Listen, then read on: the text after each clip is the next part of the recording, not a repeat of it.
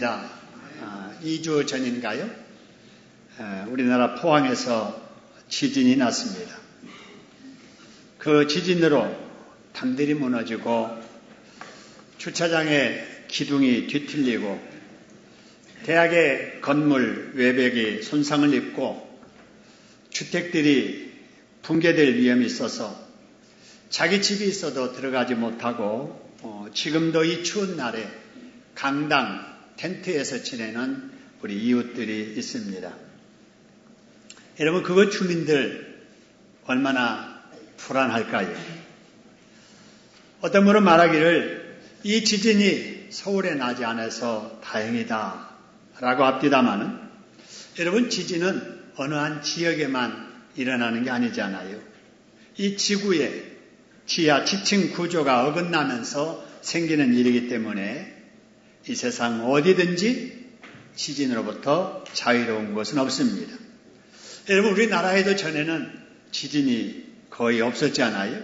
그런데 지진이 우리나라에 이렇게 계속 일어나는 것을 보면 우리가 지금 살고 있는 이 서울에도 언제 강진이 일어날지 모를 일입니다. 참 그렇지 않아도 걱정거리가 많은 우리나라, 지진 문제까지 겹치게 되니까 참 우리 민족 참 불안합니다. 개인적으로 우리 젊은이들 진학하기도 어렵고요. 또 진학했어도 취업하기도 어렵고요.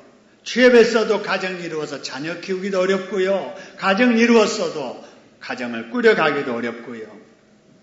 참 장래가 어떻게 될지, 또 우리의 노후 문제가 또 불안하게 느껴지고 국가의 안보 문제, 지진 문제까지 계속해서 일어나고 있으니 말입니다.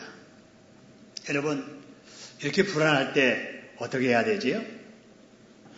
여러분, 포항 사람들은 아마 서울로 다 이사 오고 싶어 할 거예요.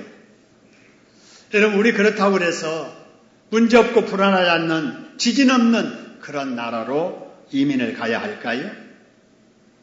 여러분, 제가 여러분의 파송을 받고 뉴질랜드로 선교 가서 집을 마련해 가지고 이제 살려고 하는데 가장 먼저 날라온 게 지진보험 들으라는 거예요.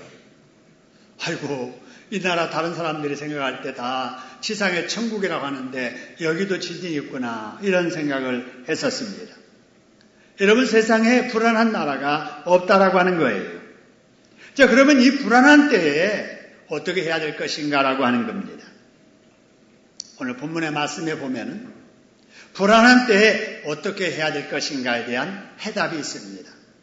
오늘 또 19절까지 나누어서 말씀을 나눌 때 이 불안한 시대를 살아가는 우리들 하나님의 말씀으로 지혜를 얻기를 주님의 이름으로 축원합니다. 여러분, 그렇게 해주실 우리 하나님께 박수로 감사하겠습니다. 감사합니다. 우리 옆에 사람들에게 이렇게 인사했으면 좋겠어요. 말씀을 통해 불안한 시대를 살아가는 지혜를 얻으시기 바랍니다. 인사하겠습니다. 말씀을 통해서 불안한 시대를 살아가는 지혜를 얻으시기를 바랍니다.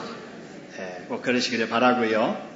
자, 오늘 본문의 말씀의 그 상황은요, 예수님의 제자들에게 있어서 매우 불안한 때였습니다. 왜냐하면요, 예수님이 제자들을 이렇게 부르신 이후에 제자들은 3년 동안 예수님만을 믿고 따랐는데 예수님께서 자꾸 이제 내가 원수에게 붙잡힐 것이다. 그래서 나는 죽임을 당할 것이다. 나는 세상을 떠날 것이다. 이런 말씀을 계속 하시는 거예요. 정말로 이제는 예수님께서 원수들이 기다리고 있는 그곳을 향해서 출발하려는 이러한 상황이기 때문에 그렇습니다. 그래서 제자들이 불안했는데 불안하기는 예수님도 마찬가지였어요. 예수님께서 당하실 십자가의 고난이 무서워서가 아니라 나 떠나면 이 제자들 닥치는 고난을 어떻게 이겨낼까?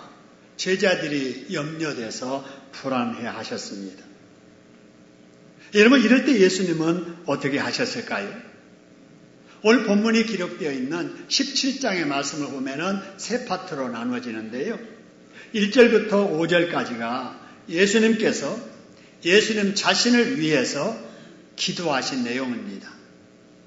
그리고 6절부터 19절까지가 제자를 위해서 기도하시고요. 20절부터 마지막까지가 성도들을 위해서 기도하셨습니다. 여러분, 여기서 우리가 알 수 있는 것이 하나가 있는데요. 예수님께서도 불안하실 때 뭐 하셨다고요? 네, 기도하셨다라고 하는 거예요. 여러분, 예수님은 하나님이세요. 여러분, 하나님이신데도 불구하고 불안한 상황이 딱 되니까 하나님 앞에 뭐 했다고요? 기도했다는 거예요.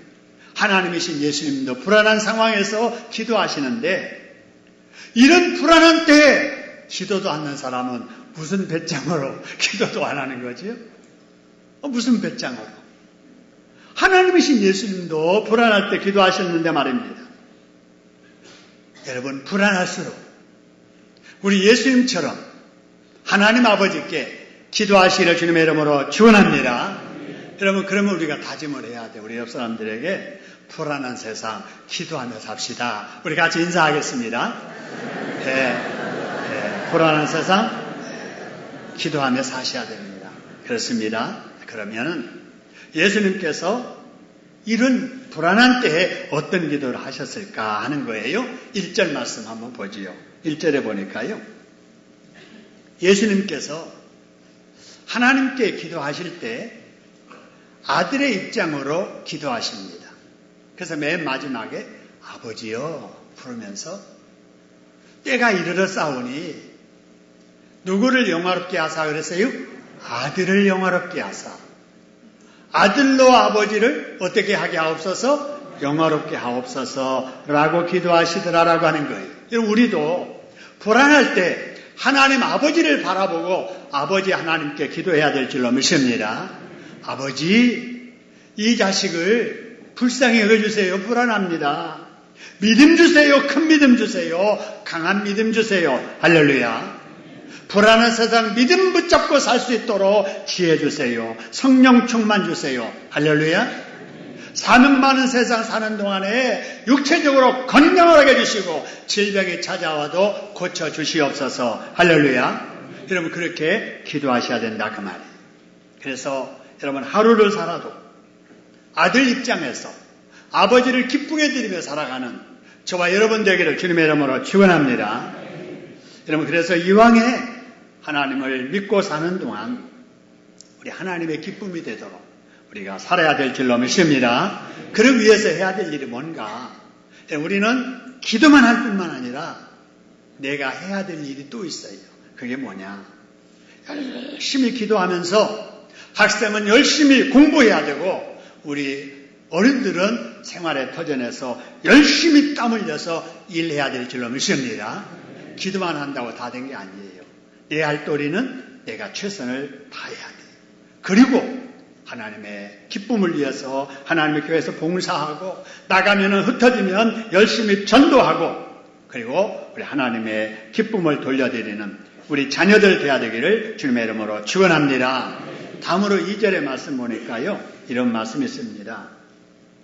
자, 문장이 좀 긴데 그리고 문장이 좀 어려운데 이렇게 여러분 긴 문장을 이해를 잘 하려면은 주어가 뭐고 동사가 뭐고 그 다음에 목적어가 뭔가 하는 걸 이렇게 찾아야 됩니다.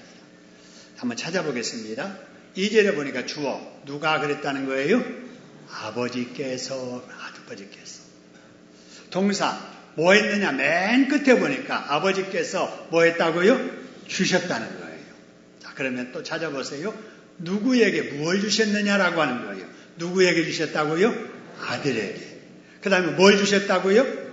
권세를 주셨다. 그래서 오늘 2절을 이 복잡하지만 정리하면은 아버지께서 아들에게 권세를 주셨다는 겁니다. 할렐루야. 근데 무슨 권세를 주셨느냐? 두 번째 줄 보니까 뭘 주게 하시려고 권세를 아들에게 주셨다 그래서요? 영생. 그죠? 영생. 여러분, 이 말씀을 딱 보면서 우리가 두 가지 것을 딱 붙잡아야 됩니다. 첫 번째 뭐냐면요. 모든 권세는 누구에게 있다? 아버지 하나님께 있다는 걸 따라합시다. 모든 권세는 하나님 아버지께 있다. 그렇습니다. 모든 권세는 하나님 아버지께 있어요. 그런데 그 권세 중에 우리하고 관련된 권세가 뭘 주게 하시려는 권세예요? 영생. 그죠? 하나님 우리에게 영생을 주시는 권세를 갖고 계세요. 근데 그 권세를 누구에게 주셨느냐? 맨 마지막에 보니까 누구에게 주셨다고요? 아들에게. 아들이 누구예요? 예수님. 그렇습니다. 그래서 사람은 영생을 하나님께 받는데 누구를 통해서 받느냐? 아들 대신 누구를 통해서? 예수님을 통해서 받는 겁니다. 여러분 이것이 구원받는 기독교의 핵심 교리입니다. 진리예요. 그래서 여러분 사도행전 4장 12절에 보면은요 아주 유명한 말씀 있습니다. 같이 한번 읽어보겠습니다. 다른 이로서는 구원을 받을 수 없나니 천하 사람 중에 구원을 얻을 만한 다른 이름을 우리에게 주신 일이 있어요? 없어요? 없다는 거예요. 그렇기 때문에 구원을 얻으려면은 누구를 통해서 여러분 구원을 얻어야 돼요? 예수 그리스도. 그렇습니다. 여러분 믿으시기를 주님의 이름으로 축원합니다. 오직 예수밖에는 구원을 얻을 다른 길이 있다 없다? 없다는 거예요. 여러분 우리가 부산 가려고 하면은요 부산은 갈 수 있는 방법이 한 가지예요? 여러 가지예요? 여러 가지예요. 고속도로로 갈 수도 있고 국도 따라갈 수도 있고요. 자가용으로 갈 수도 있고 고속버스 타고 갈 수도 있고요. KTX 타고 갈 수도 있고요. 비행기 타고 갈 수도 있습니다. 좌우지간에 어떻게 가든지 가면 되는 거예요. 그런데 여러분 천국 가는 것도 이렇게 생각하는 사람들이 있어요. 아니 아무거나 잘 믿고 양심대로 법대로 잘 살면 되지 꼭 기독교만 믿어야 되나? 꼭 예수만 믿어야 되나? 너무 기독교는 외골수다. 여러분 이렇게 말하는 사람들이 있습니다. 여러분 그러나 여러분 우리가 기억해야 될 것은 사람이 만드는 길은 여러 가지가 있을 수 있으나 사람이 지으신 세상, 하나님이 지으신 사람이 하나님이 지으신 천국에 가는 길은 하나님이 만들어 오신 그 길만을 통해서 갈 수 있습니다. 할렐루야. 하나님이 정해놓으신 길이 있는데 다른 길은 없다고 했는데 내가 아니야 이 길도 돼. 이리 가도 돼. 이거 믿어도 돼. 그러게 된다고 거기에 이르는 것은 아니다 하는 거예요. 여러분 그렇기 때문에 우리가 여러분 믿어도 바르게 믿어야 될 줄로 믿습니다. 여러분 그렇다면은 사람이 영생을 얻을 수 있는 길이 뭘까 하는 거예요. 3절에 보니까 영생에 대한 정의를 내려줍니다. 영생은 그랬어요. 영생은 뭐냐 하는 거예요. 영생은 어떻게 얻느냐 그 말입니다. 곧 해서 설명해 줍니다. 그게 뭐냐? 보세요. 유일하신 참 누구와? 하나님과 그가 보내신 자 누구를? 예수 그리스도를 어떤 것이니라? 아는 것이라. 자, 우리가 하나님을 알고 예수를 알아야 영생을 얻습니다. 할렐루야. 근데 여러분 여기서 안다는 것을 우리가 잘 이해를 해야 돼요. 안다라고 할 때 여러분 이 안다라는 의미는요 우리말로는 나 그 사람 알아. 안다라고 하는 걸로 의미를 다르게 담아가지고 다르게 이해를 하는데 이 신약성경에 기록된 원어인 헬라어에 보면은요 아는 것을 두 가지로 이렇게 구분을 합니다. 그래서 번역할 때는 안다라고 했지만 원어에 보면은 달라요. 그래서 알아도 남에게 들어가지고 대충 머리로 아는 것을 오이다라고 합니다. 오이다. 그러지 않고 내가 남에게 들어서 아는 것만 아니라 경험해보고 아는 것 이거를 기노스코라고 합니다. 그노시스라고 하기도 하고요. 그래서 여러분 아는 것도 두 가지로 구분해서 알아야 돼요. 여러분 우리가 하나님을 알고 예수를 알아도 남에게 들어서 알고 성경을 읽어서 알고 지식적으로 알고 미션스쿨 다니면서 성경 시간에 시험 보느라고 성경 읽어서 알고 그렇게 알아가지고 예수를 믿는다고 착각하는 사람들이 많이 있습니다. 여러분 절대 그렇지 않습니다. 여러분 그렇기 때문에 사람이 교회 한번 출석해서 설교 한번 듣고 지난주처럼 강단에서 전하는 예수 영접기도 따라 한번 했다고 해서 영생 얻는 것은 아니다라고 하는 거예요. 물론 그런 순간을 통해서도 진정으로 예수를 영접한 사람들 구원받기도 합니다마는 그런 사람일수록 여러분 오늘 이 자리에 지난주도 오셨고 이 자리에도 오신 여러분처럼 정말 예수를 믿어서 구원받은 사람은 계속해서 예배 생활을 하게 됩니다. 할렐루야. 계속해서 하나님의 말씀을 듣고 또 듣고 싶어서 또 하나님을 경험하고 싶어서 예수를 경험하고 싶어서 계속해서 신앙생활을 하는 사람이지 한번 딱 와서 말씀 듣고 예수 영접기도 따라했다고 그래서 그 다 된 줄로 알고 그 다음 주부터 교회를 안 오면 여러분 그거는 구원받는 모습이 아니다라고 하는 거예요. 그래서 우리가 예수를 믿었으면 믿은 예수님을 순종함으로 경험해야 될 줄로 믿습니다. 한번 따라하겠습니다. 예수를 믿었으면 믿는 예수를 뭐 해봐야 된다? 경험해봐야 된다. 경험. 여러분 신앙생활은요 누가 뭐라고 그래도 내가 뭐 해봐야 돼요? 경험해봐야 돼. 경험. 여러분들 다 경험이 있을 거예요. 저도 죽을 상황에서 하나님의 음성을 직접 듣고 죽음을 면한 적이 있었거든요. 전에 말씀드렸잖아요. 주일학교 교사들 데리고 강원도 영월에 가서 성경학교 부흥회 마치고 돌아오는 길에 경기도 광주 2차선 도로에 버스를 타고 오다가 버스가 고장났어요. 밤이에요. 어둑어둑해지는데 할 수 없이 그 2차선 도로에 한쪽에다가 이제 버스를 세워놓고 저는 뒤에서 차들 이렇게 옆으로 비켜가라고 신호하고 있었어요. 교사들은 이제 보냈어요. 일반 차를 태워가지고. 기사하고 저하고, 기사는 밑에서 고치고 있고 저는 뒤에 있고. 근데 저한테 전사님, 제가 전사 때 전사님 차에 가서 연장 좀 갖다 주세요 그러는 거예요. 제가 그 소리를 듣는 순간에 저는 아무 생각 없이 버스 안에 연장통이 어디 있는지도 모르는데 뛰어가서 버스로 딱 올라가는 순간에 뒤에서 꽝 하는 소리가 나는 거예요. 차 안에 쓰러져가지고 나중에 정신 차려보니까 사고 난 거예요. 제가 만일에 그 사이에 거기 뒤에 그대로 있었더라면은 아마 졸음운전했든지 운전했든지 트럭을 몰고 경동시장에 수박 참외 싣고 가던 사람이 그대로 와서 받아버린 거예요. 그때 제가 세상을 떠났으면 여러분 앞에 이렇게 오늘 설교도 못하는데 이 자리에서 여러분에게 이 말씀 전하라고 그 죽음의 순간을 하나님께서 면해 주신 줄로 믿습니다.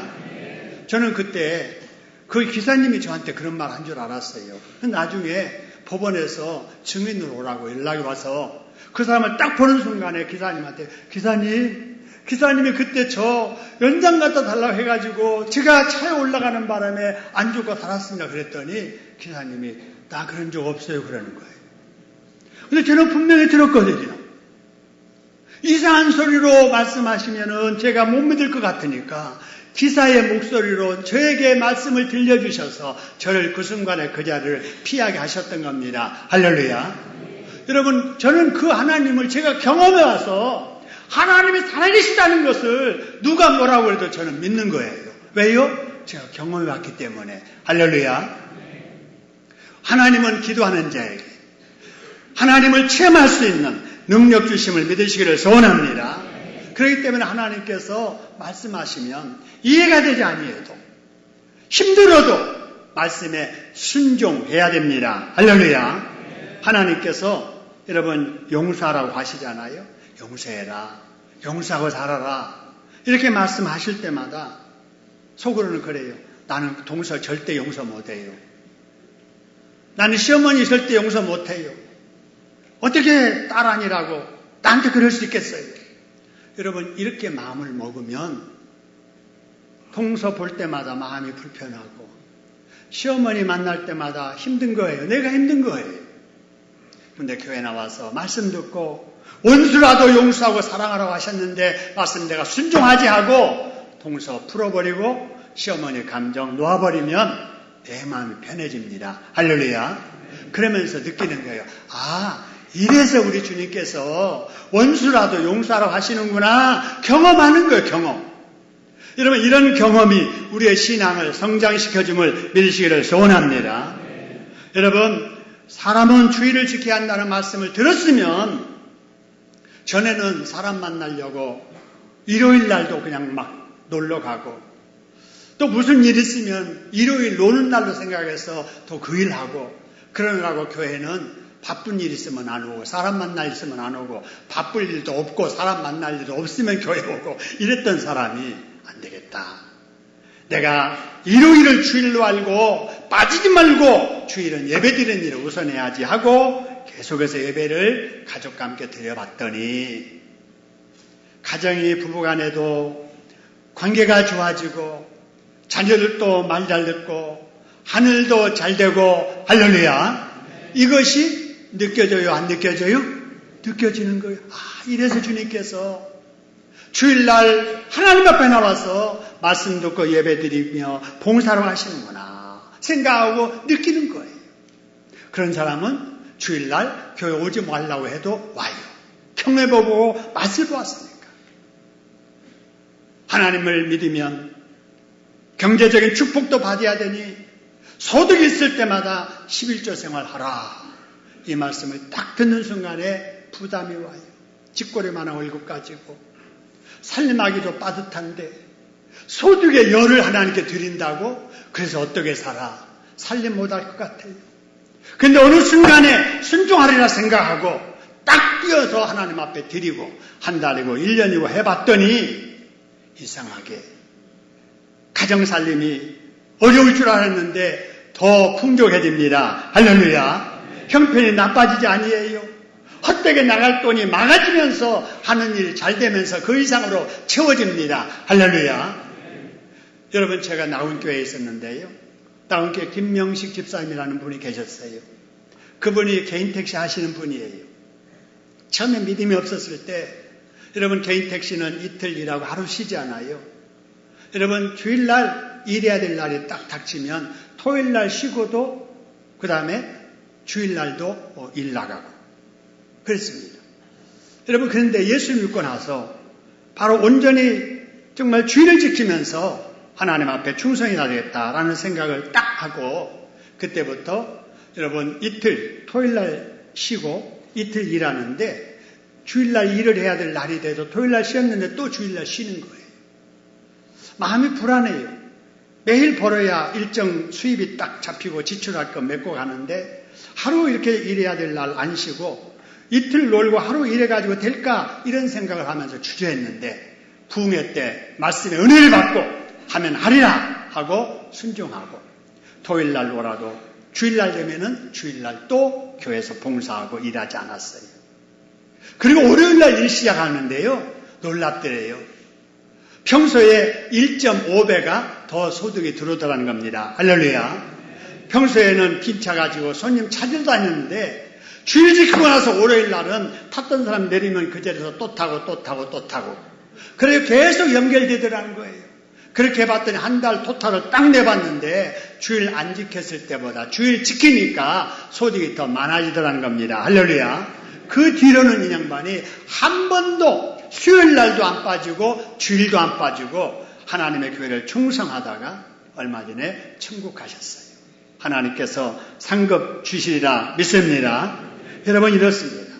여러분, 우리 하나님은 지식으로 머리로 아는 게 아니에요. 알았으면 순종으로 경험해봐야 됩니다. 할렐루야. 여러분, 그래서 늘 여러분 순종하심으로 여러분 하나님을 경험해가는 여러분 되시기를 주님의 이름으로 축원합니다. 지식적으로 아는 오이다에 머물지 말고 여러분 믿음으로 순종해서 경험해보는 기노스코의 신앙을 갖는 여러분 되기를 주님의 이름으로 축원합니다. 어려운 말이지만 중요한 내용이니까 한번 따라하겠습니다. 나는 하나님을 지식적으로 아는 오이다가 아니라 하나님을 믿고 순종하며 경험하는 기노스코의 성도이다. 그렇습니다. 여러분, 오이다 되지 말고 기노스코의 경험적인 신앙의 소유자 되기를 주님의 이름으로 축원합니다. 자, 그 다음에 우리 예수님께서 이 세상에 계시는 동안 어떻게 사셨을까 하는 거예요. 4절에 나와 있습니다. 4절에 보니까 이런 말씀이 있습니다. 맨 마지막에 아버지를 이 세상에서 뭐하게 하였으며 그랬어요?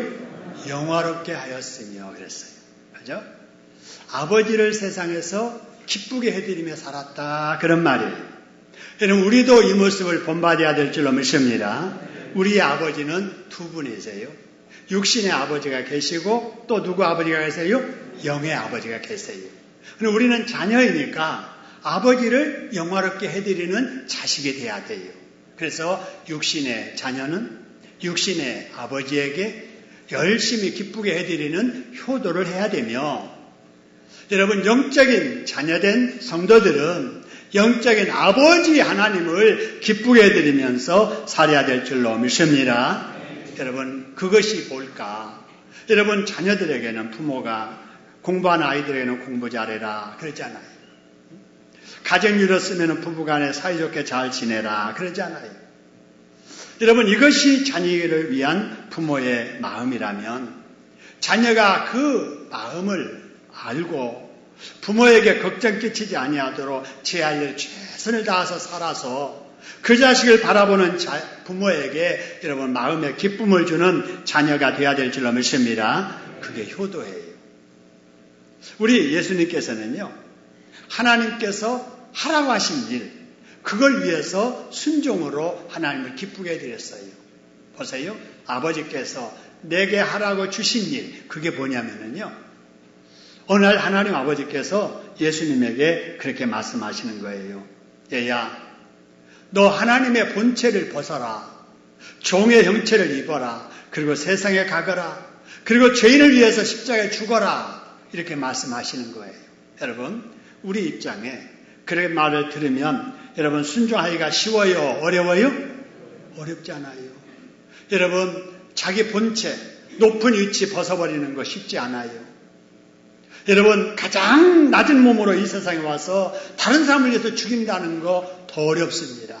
그런데 예수님은 아버지를 기쁘게 해드리기 위해서 힘든 일이지만은, 어려운 일이지만은, 이해가 안 되는 일이지만은 순종했다는 사실입니다. 할렐루야.